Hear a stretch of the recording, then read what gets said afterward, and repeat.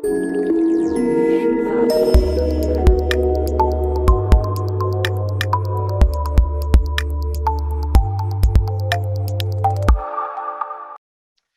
good morning, good afternoon, good evening, everyone from wherever you are attending this conference.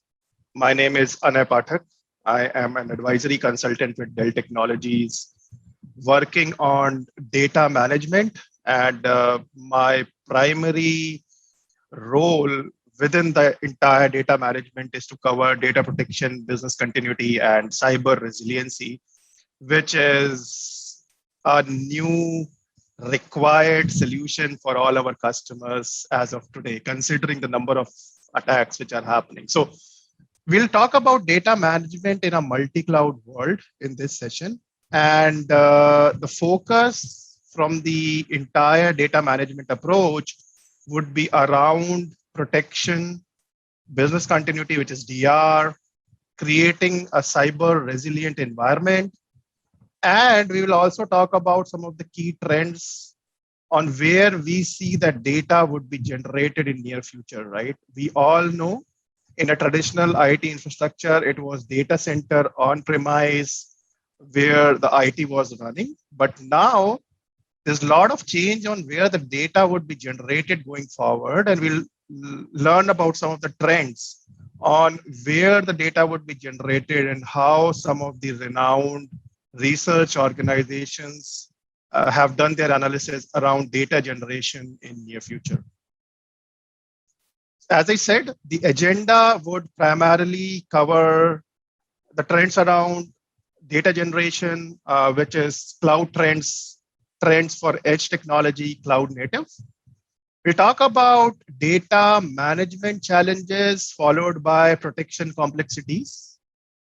Then we'll talk about the complex requirement which business has, right? So there are challenges and complexities with the approach, but then business adds further complexity when they share their own requirement on how they want this data to be managed, protected, and how we have to provide a cyber resilient environment. We would also touch base on traditional versus as a service model and why customers are looking at as a service model in today's IT world. And last but not the least, cyber resiliency trends and best practices would be covered, where we'll cover key characteristics of a cyber resiliency solution and what you should look at when you design this solution under the data management framework. Let us listen about few trends on cloud, right? We see there is a lot of traction towards cloud. We have seen data centers and private cloud from a long time, but now the hyperscalers are also gaining a lot of traction. And that is where people are moving towards public cloud model due to various reasons, right? Some of it is the agility, scalability which it provides, and the digital transformation which is taking place. It needs that agility, scalability, pay-as-you-go model, and so on, which cloud would provide to you in the end. If you look at the digital landscape of the next data decade, we are generating 9 times more data than 2016, right? And this is a survey done in 2020. So in 2021, it would be even more. 98% of the organizations are investing in emerging technologies. And the pandemic has accelerated the digital transformation to a new level, right? So we are already going through the phase of digital transformation, but now organizations are going on an accelerated digital transformation, trying innovative technology and make sure that we have best-in-class technology and security, which is very important in the connected world. 94% prefer cloud deployment models. This is a big number, right? So they need a cloud-like deployment model, and they prefer to have a cloud-like deployment model, which can spread across edge, core, private cloud, public cloud, or hybrid cloud, right? So when we look at digitally driven organization, Your data can be at edge core in the private cloud or migrate to public cloud, but the management should be a single pane of glass. You should be able to protect it, apply resiliency, do DR for that data from a single solution and single pane of glass. And I'll talk more about it as we progress on why it is important to have that single pane of glass. There has been exponential data volume increase, as we have seen, rapid innovation with distributed data across various platforms from edge core to cloud.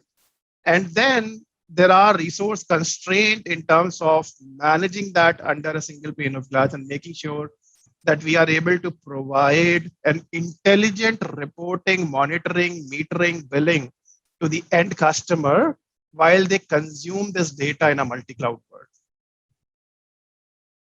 Some of the facts which we have seen in the latest IDC report is 41% of the IT spend is cloud related in today's world. 80% of the enterprise will put a mechanism in place to shift to cloud-centric infrastructure and application, which is twice as fast before the pandemic. We are in a connected world.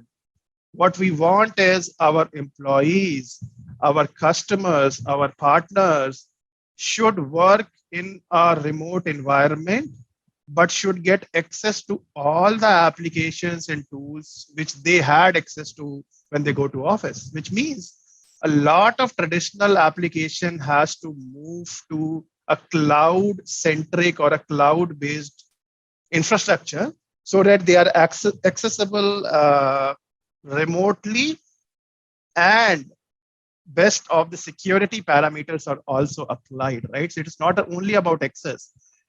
How we can secure that access and make sure that we are able to apply best security parameters in the cloud-like world. And security is gaining a lot of traction. It was always an important part of IT transformation, but with the connected world, with billions of connected devices, security is one of the most important things which we consider now, because suddenly so many ports, so many devices, so many vulnerabilities has come in with these connected world that a lot of security assessments are now done by the organizations to find out whether they are secure. And while they are ready to provide digital transformation, connected workplace, remote infrastructure for employees to work, there should be no loopholes in the overall security, which is designed, and it was traditionally designed as part of IT transformation, and which was more focusing on the data centers and on-premise infrastructure. By 2021, 45% of the communities will shift to a hybrid workforce model, right? This is what is happening. And that is where we need more cloud-based applications than ever in today's world. Second point where we see that a lot of data would be generated would be edge. As of today, in 2019, if we look at this survey, 19% of your workloads are in public cloud, 80% are on-premise, and 1% is on edge in 2019. As we progress, what we see in 2025, edge will grow from 1% to 30%.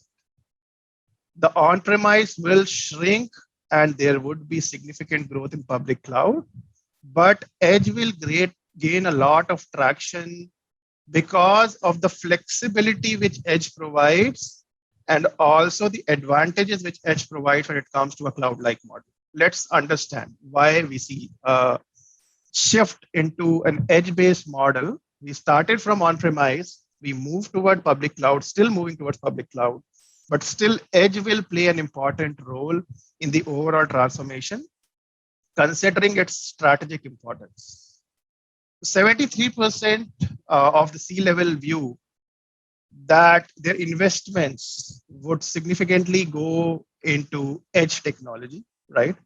And what they feel is edge is still important because of the security, governance, data control, lower latency, connected in terms of bandwidth, these are some of the benefits which Edge would always provide over a pure public cloud environment. So 2023, over 50% of the new enterprise IT infrastructure deployed will be at the edge rather than corporate data center. So what is happening is workloads are moving from data center to either public cloud or edge, and edge has a very, very important role to play as we progress.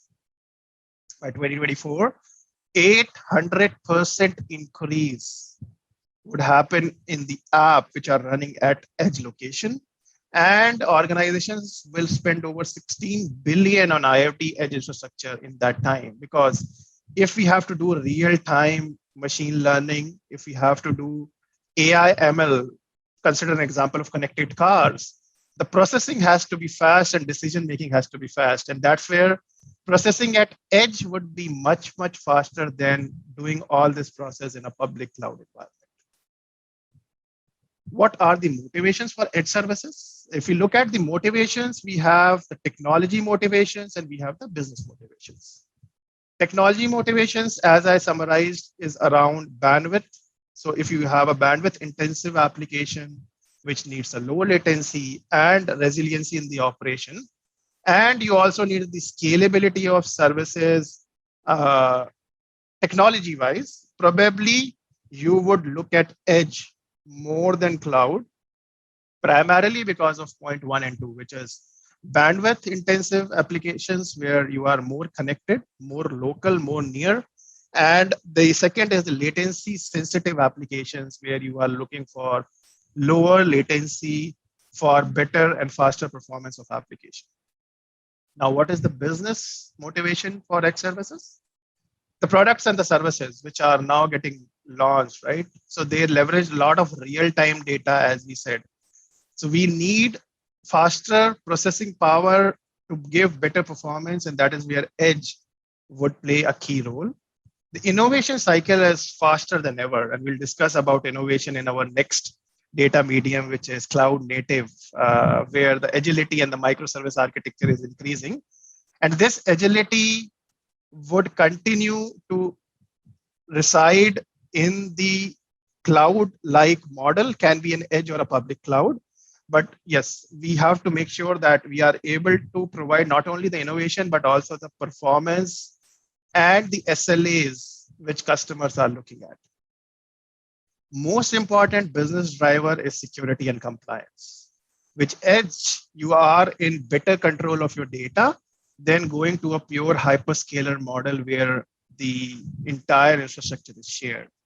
And sometimes we also see there is cost reductions, which will happen if you move the data to an edge device, considering the processing which is done, considering the bandwidth which is required, considering the storage which it is using in an edge location when compared to a pure public cloud environment. So these are some of the motivations in technology and business identified by IDC, where we'll see that there's a lot of data would move toward edge services as we progress forward. And the third one is cloud native, as we said. We're talking about containers from a long, long time, right? We've been hearing about it, but we have seen a drastic increase, an exponential increase in data going into a cloud native model, which is into the containerized platform in last couple of years, right? We were only talking about dev test in a containerized world a few years back, but now we are talking about applications which are important to the business. Business critical data which is required by the business with better performance is also residing on a cloud native architecture, right? So we are not limited to only the dev test data. We are now also talking about production data, which would move to a cloud native architecture. And when I say production data, we're talking about business critical applications, which are now taking the route towards either the public cloud or the cloud native world, considering the scalability and agility, which we all need in the end. There is Dilbert cartoon, which I would like to just start with when I talk about edge. The reason is when I talk about cloud native, the reason is we are moving into the technology, but sometimes when we talk to the leadership or someone in the customer's environment, and they would like to go to the latest trends in technology, they also have to understand there's a lot of re-architecture which is required before we can think of technology, right? So if you look at it, maybe a CIO would be saying that I need to know why moving our app to the cloud didn't automatically solve our problems. And an admin would say, or an application architect would say, you did not let me re-architect the application to a cloud native environment. And then suddenly the CIO would come up with a jargon, just put it in a container world. And then again, the architect would say, you can't solve a problem but just by just saying sticky things. And then again, jargon comes into picture, which is Kubernetes, right? So containers, Kubernetes, all of them have been there. It is also important how the adoption would increase and how they would be leveraged much more than they were leveraged before. So some facts around rise of containers: 54% of the container instances will be deployed primarily in data center by 2023. So we still feel that containers will be much more closer in the data center and much more accessible and connected. 85% of the organization would be running containerized application in a production environment. That is where the change is. We are talking about production applications running in a containerized environment, which means you have to apply best-in-class protection policy, business continuity, cyber resiliency, and any other policy related to data management to these applications, which are now running on a cloud native environment and not in a data center or a public cloud environment. By 2025, nearly 2/3 of the enterprise will be prolific software producers with code deployed daily. And this is the advantage of cloud native, right? We are coming to the agile microservices based architecture where we can develop applications and code in silos and then combine them together to give the business results. So we are basically creating the puzzles, and that puzzle can form the picture in the end. And it is seamless where each puzzle can be developed, created in its own way, and can then get interlinked to the broader picture, which we have to give to the end customer or the business. So if we are talking about these code deployed daily, we have to be in this microservices based architecture so that hundreds of people can work on the different pieces of this puzzle.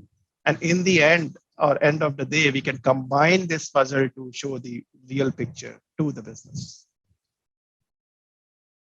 I would be doing a small poll just to understand on how do you feel where the data would be generated. Look out for live poll in the polling section, and I would love to hear your views, feedback, and I would love to see the results as well on where you feel the data in the modern world as we progress would reside between on-premise, public cloud, edge, or cloud native architecture. Now, let us come to the data protection complexities and key requirements from the customers, what customers are looking at in today's world. When we talk about the complexities and the requirements, before we even go there, let us understand the data management complexities, right? So these are data management complexities in general before we move towards the protection side of it. And what we are looking at is data challenges with the exponential growth of data with decentralized location, more infrastructure at the edge, and the inconsistency which is there in the multi-cloud world. This is creating a lot of challenges and complexity around the data management platform. There are infrastructure complexities. So more tools are getting developed. Some of the tools would solve a specific problem of yours, but it is not holistic to the overall approach, right? Which you are looking at. And that is where you still need to look at right level of tools which can solve the infrastructure complexities in general. There are evolving business expectations, right? So you must meet the rising customer expectation, use of AI ML in decision making, Everyone wants to get a meaningful results out of the data, whether it is data protected, whether it is live data. How can we get meaningful results out of the data which we have? And then you have the objective and skill sets around key data roles and skill that you should apply, collaboration between these roles, specific roles needed in each stage of data life cycles and so on, right? Why organizations need the comprehensive strategy? So when it comes to the comprehensive strategy, as per the survey which is done by Dell Technologies, we call it as 2020 Data Protection Index, we see that organizations choose cloud deployment, which is public, private, or hybrid for new application. And this is 94% of the organizations. We have 73% who use or plan to upgrade to cloud-based data protection for VMware workloads. So most of them are looking for a cloud-based protection approach as we progress. 69% lack the confidence to reliably recover data following a cyber attack. And this is important. So in case there is an attack which has happened, your production security is compromised. Is your data available and recoverable? Is what we talk about when it comes to cyber resiliency or building the cyber resiliency strategy within the overall data management platform. 58% reports ballooning cost of storing and managing data as top backup challenge. Because with so many platforms and locations where the data would reside, the cost is really, really high to manage. There are multiple copies of data and the cost is different on-premise versus public cloud versus edge versus cloud native. And there's very little tools which are available which can give you a single pane of glass when it comes to monitoring, billing, and how you see this data and the cost associated with it. There is 5 times more data loss when you use multiple vendors, because as I said, a vendor would provide you a single solution to solve a single use case. But if you have multiple vendors, the chances of data loss are higher because of the incompatibility when you use multiple tools for protection in the same organization. And even the unplanned downtime is 2 times higher if you use multiple data protection vendors, because while you're working with multiple data protection vendors, you don't get that single pane of glass, single management console, and you have to work with each vendor to make sure where the glitch happened. And hence your average cost of unplanned downtime and data loss increases. So these are some of the complexities of data protection as we talk about. One, as we said, data is siloed. It can be in data center, it can be a legacy environment, cloud, software as a service, edge, cloud native. And with this siloed data, how do we provide a single pane of glass for protection, for business continuity, for cyber resiliency, for providing meaningful results out of this backup data, for providing better monitoring, reporting, alerting on the siloed data, right? And this applies to all the points, starting from analysis to data insights to different standards for different environment. Centralized console is missing. The security and data loss risk is always there. You have different processes for different environments. In general, you have inconsistent recovery times because your RTO, RPOs on-premise is different than an RTO, RPO for an edge device versus cloud. You have reduced ability to respond to data loss or breach because you're not able to capture that data loss or breach in time. You are not able to recover the data in case your backup data is compromised along with the production data. And in general, it is expensive in terms of time, capital management with the ramp up times, right? So we understand all these complexities. On top of it, we also have to understand what customers are looking at, right? And what customers are looking at is how we can innovate more and get more returns. But in here, we are getting slower returns because of all these complexities. We also get a lock-in just because if we have to invest in a technology, it is not seamless in a multi-cloud world. So that creates a lock-in. Now, when we talk about the complexities on top of it, what are the key expectations of the business when it comes to data? It should be accessible. It should be organized, indexed, which means I can do a search on my data, which is live data as well as backed up data so that I can meet my GDPR requirement. As simple as that, right? You should have an open, non-proprietary platform which will enable powerful analysis, actionable insight, getting meaningful result out of the protected data along with the live data, complete awareness of the infrastructure, centralized governance control, better monitoring, reporting, single solution across the pane of glass, which is when we look at different data generation points, how can a single solution is flexible enough to protect the applications running in edge, core, cloud, multi-cloud with similar SLAs, RTOs, RPOs, which can be then communicated to a business that you will get a seamless experience in a multi-cloud world, and you don't have to worry about different SLAs, RTO, RPOs when the data moves from one location to other location, right? So recoverability,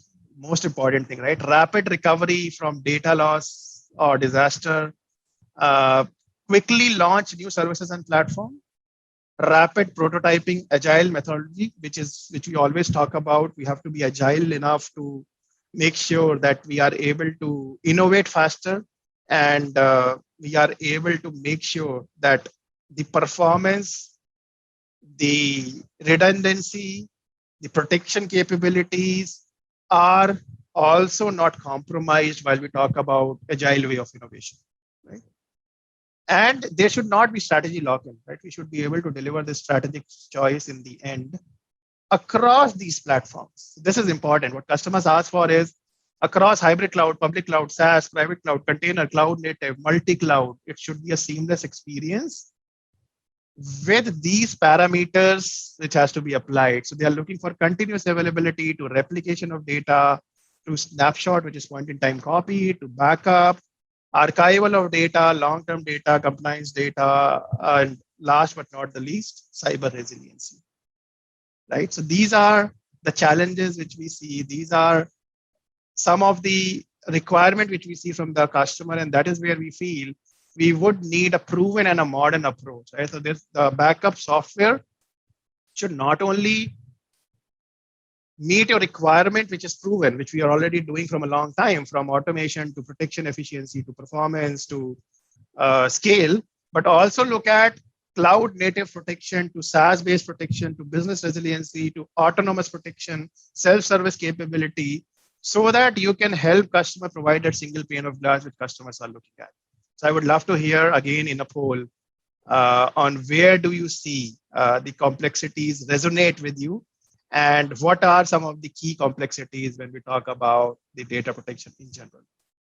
Now, as I said, while the traditional model would go, people are looking at as a service model a lot, just because of the simplicity, agility, and control it provides, right? So with as a service, it is effortless. You can start your production application, deploy production application, and it can be ready within few minutes because everything else is ready in an as a service model.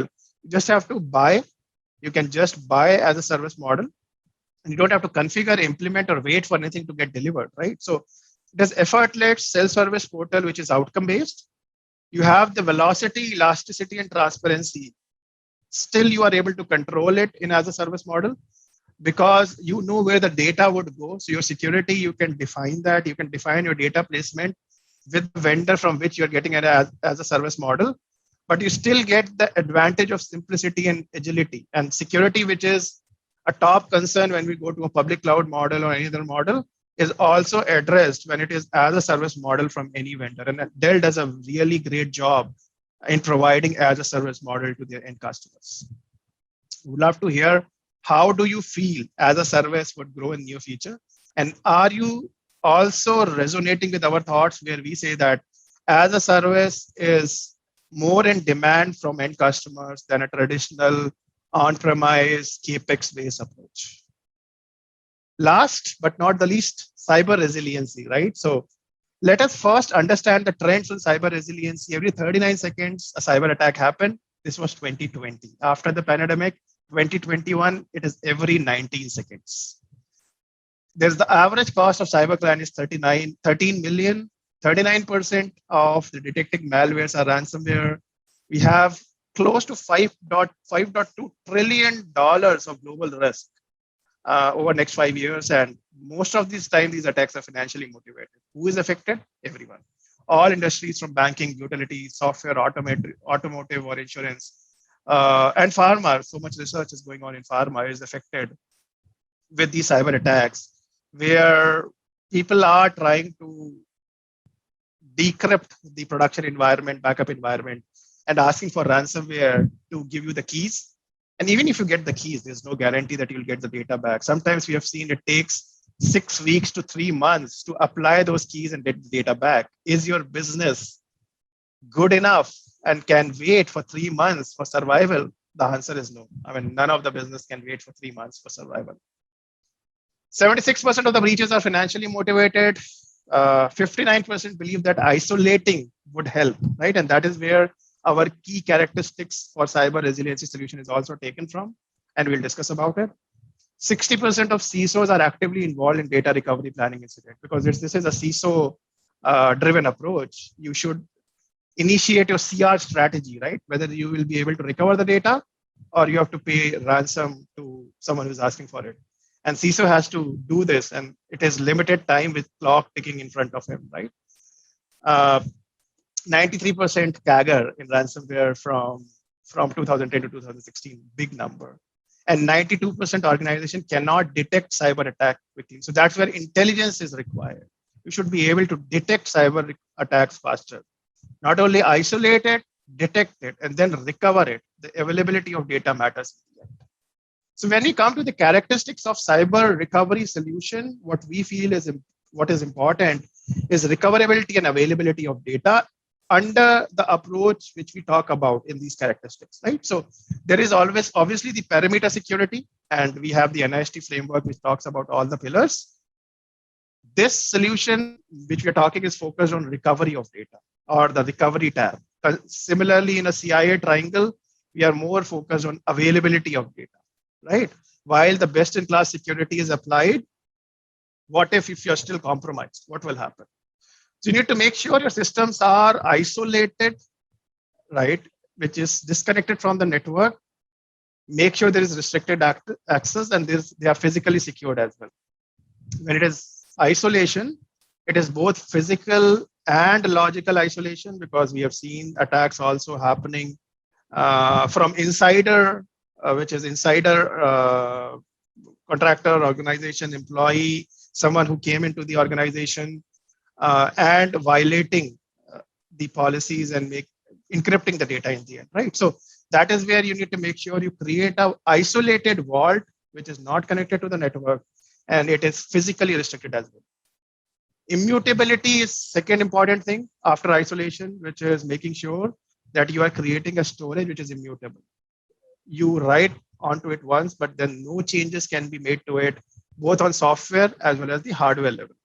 Because if you get access to software, you get admin password, you should not be able to delete the data on the hardware. And that's where hardware intelligence is also important. Third is intelligence. How you would be able to identify that there is an attack which has taken place, report it, make sure that the security is aware of it. If you have to do forensics, you are able to do forensics on top of it. And not only identify that data has been compromised in production, how you would identify that what is the last good copy of data which I have, which I can recover and give it back to the business. This is the really important point of the overall cyber recovery solution. In the end, coupled with remediation and recovery, so you should have recovery workflows, which should be able to recover the data. Most of the time we have DR workflows, we worry about DR and we initiate DR, do DR drills. As a part of your business continuity planning, you should also do CR drills. So cyber recovery should be part of your business continuity planning, where you should be able to run these remediation and recovery workbooks to see how quickly you can recover the last good copy of data in case your production is compromised, and how these workflows are working when you have to build from scratch. So in DR, probably you have the machines and there is live sync going on and so on. But in CR, everything is compromised, right? So you cannot recover back to production as well. You need to design your strategy where you will recover. It is as if you come to an office one day and you see all your desktop laptops, everything is gone. You have to buy them first before you install patches, OS, and then recover the user data, right? So in CR, the recovery is much more complex than a DR, right? And that is where we want our customers, we want the business to understand that disaster recovery is not CR. CR is a different concept with different SLAs, RTO, RPOs. Time to recover would change, and where to recover, how to recover is also a question of strategy, because your production is already infected and you cannot go there. So you need to think about it when you design this strategy. Would like to hear again more from you on cyber recovery. Do you see if it is important? Do you see it is gaining more traction? And any other parameter which you feel is important? So I'll run a poll where I'll give some options for you to type in. This is all from my side. I would love to get your feedback. Wish you a very, very good conference, good learning, and stay safe. Take care of yourself, and feel free to connect me on LinkedIn or Twitter, and would be happy to speak to you. Thank you so much.